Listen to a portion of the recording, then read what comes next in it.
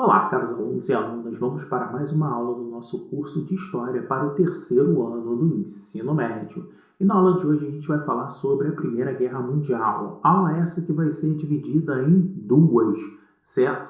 A gente vai, no início agora, trabalhar todo o contexto que vai levar o mundo à Primeira Guerra Mundial e os primeiros momentos desse conflito, como, por exemplo, a chamada Guerra de Movimento, e na próxima aula a gente vai falar sobre a chamada Guerra de Trincheira, marco da Primeira Guerra Mundial, e como que vai se desenrolar, como vai se finalizar o conflito mundial, certo?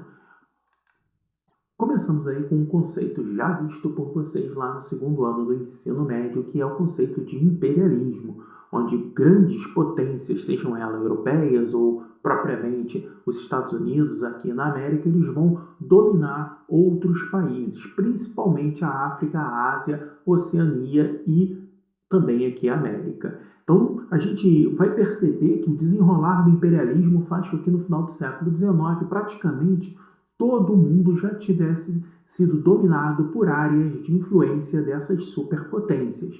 E a gente vai dividir essas superpotências em alguns grupos. Aqui na América é inegável que os Estados Unidos vai exercer uma influência absurdamente grande em todos os países, seja ele na América Central e Caribe, como a primeira imagem, seja ele o Tio Sam ali abraçando a América do Sul.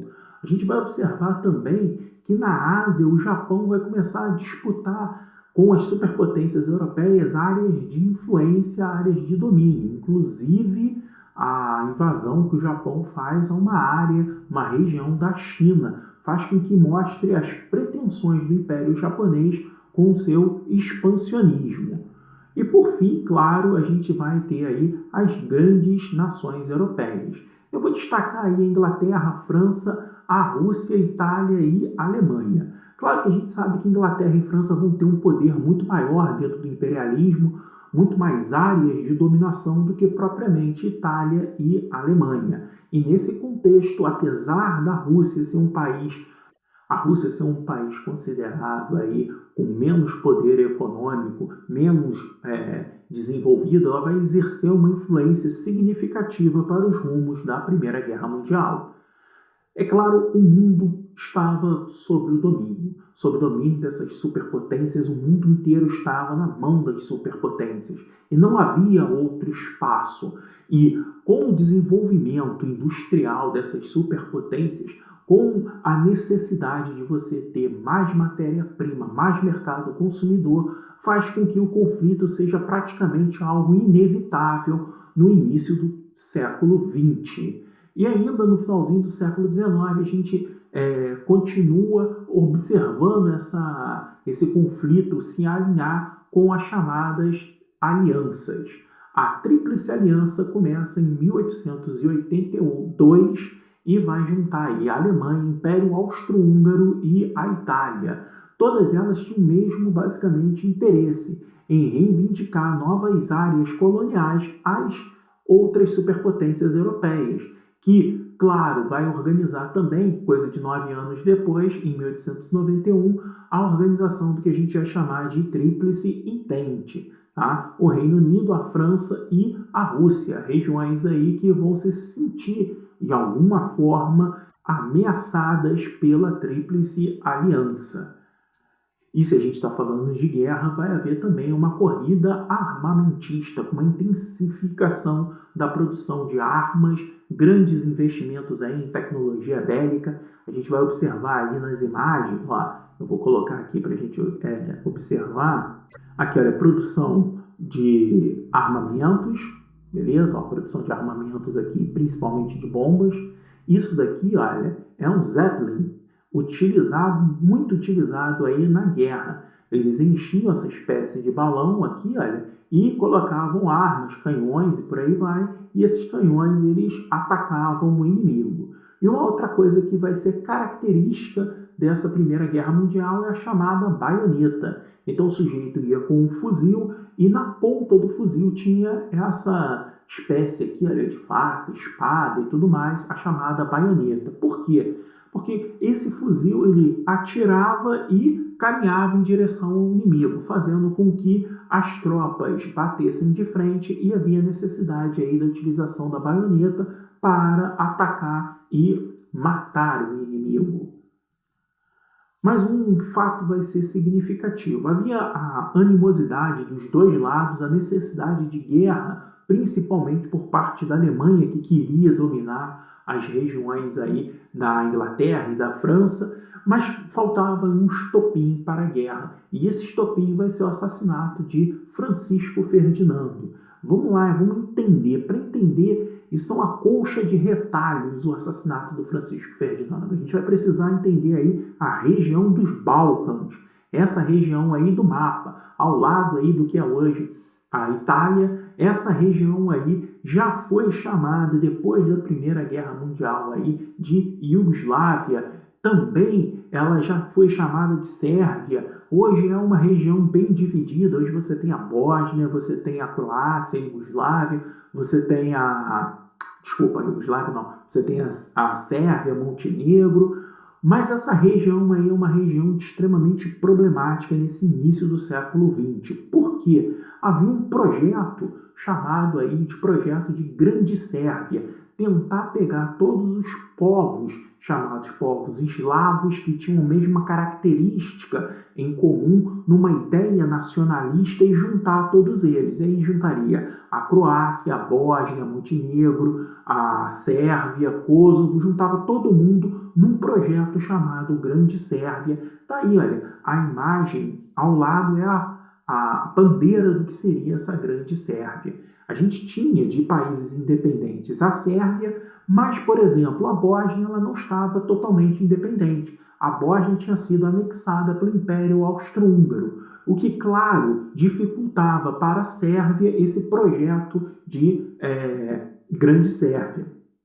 Então havia um conflito aí de interesse. Esse conflito vai ser agravado com alguns grupos, como esse grupo aí, chamado de Mão Negra. E esse grupo era um grupo de ativistas, que vão tentar colocar através da força, digamos assim, o projeto da Grande Sérvia. E um desses caras vai fazer o atentado ao Francisco Ferdinando. Uma coisa interessante que eu coloquei ali, um livro do Jô Soares, dica aí de literatura para esse período que a gente está vivendo, O Homem que Matou Getúlio Vargas. O Jô Soares ele vai começar a trama dele exatamente nesse momento da história. É um livro muito bacana, claro, um livro de humor, né, escrito pelo Jô Soares, mas ele vai falar exatamente nesse momento. Inclusive, o personagem principal do livro, do Jô Soares, ele fazia parte do Mão Negra e ele estava lá no momento ali do assassinato do Francisco Ferdinando. Mas, de fato, quem vai fazer o assassinato do Francisco Ferdinando é um cara chamado Gravino Príncipe. Então tá ali a imagem, né? Ele vai pegar uma arma e um revólver e vai atirar e matar o Francisco Ferdinando, que ele era um arquiduque, ou seja, ele era filho do rei, do imperador austro-húngaro. Então tá ali a imagem do Gravino Príncipe. Ao matar, isso vai gerar uma polêmica muito grande, claro, uma necessidade aí de vingança por parte do Império Austro-Húngaro. O Império Austro-Húngaro vai declarar guerra à Sérvia. A Sérvia tinha como grande aliado a Rússia. A Rússia apoia a Sérvia e declara guerra ao Império Austro-Húngaro. E aí a Tríplice Aliança e a Tríplice Entente, que já estavam formadas, que já queriam a guerra, que precisavam aí de um estopim, vai ter no assassinato do Francisco Ferdinando esse estopim. Trago ali o Jornal do Brasil da época, início do século XX, 1914, a Alemanha enviou um ultimato à Rússia e à França. É gravíssima a situação europeia, prevê-se que a guerra começará hoje. E, de fato, a Primeira Guerra Mundial ela vai ser iniciada aí em julho de 1914. Bom, esse é o primeiro momento da guerra, chamada de guerra de movimento.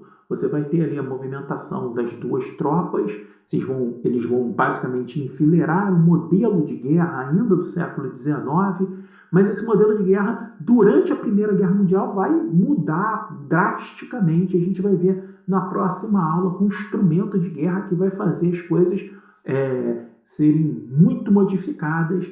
Assim, os exércitos eles vão se enfileirar e vão atirar um no outro e tentar avançar. Nesse primeiro momento, a guerra vai ser uma guerra com ofensivas de lado a lado, onde basicamente você vai ter a Inglaterra conseguindo várias vitórias no norte da África e a Alemanha, por sua vez, conseguindo vitórias aí no embate com a França, chegando a dominar uma parte do território francês.